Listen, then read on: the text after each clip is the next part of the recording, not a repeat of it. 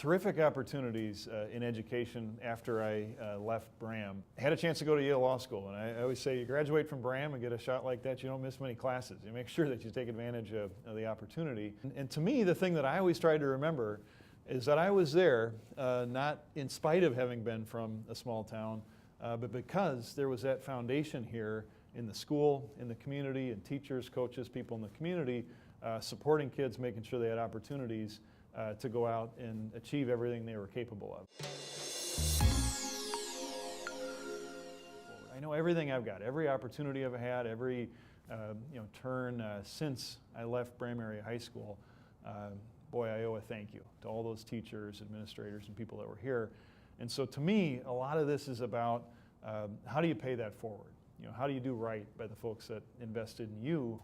I always say we don't know which kid's going to cure cancer. We don't know which kid's going to be the next innovative farmer out here in East Central Minnesota. We don't know what kid's going to be the next great pastor, the next great teacher to inspire a next generation of kids. The only way we find those things out is if every kid has a chance to achieve everything they're capable of, to grow into their potential and bring those gifts out into the world.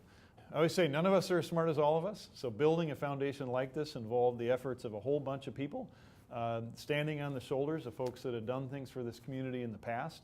The Initiative Foundation had been in touch with our superintendent here.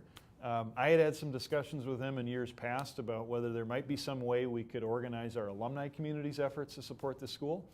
And so it was a perfect storm to have our superintendent here interested in that, for me to have had some of that background with the foundation. And then they came in every part of the journey, from the beginning of this until now, the Initiative Foundation is strengthened and ensured, has happened in a way that gives us a chance to have our best foot forward.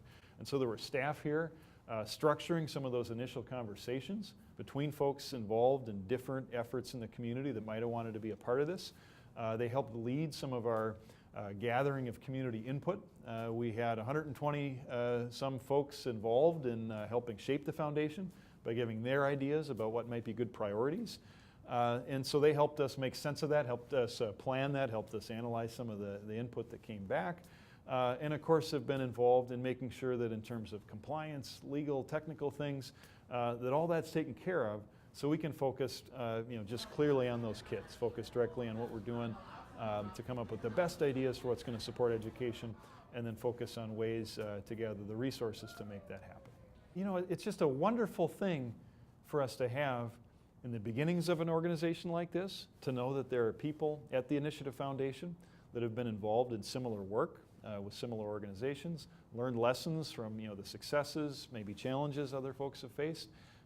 That's a wonderful, wonderful sense of security for us to know that we have those folks that are there to support us. The Initiative Foundation has had a presence in this community for a very long time, and sometimes I think that just about anything that's good happening here, there's a decent chance that the Initiative Foundation played some role somewhere.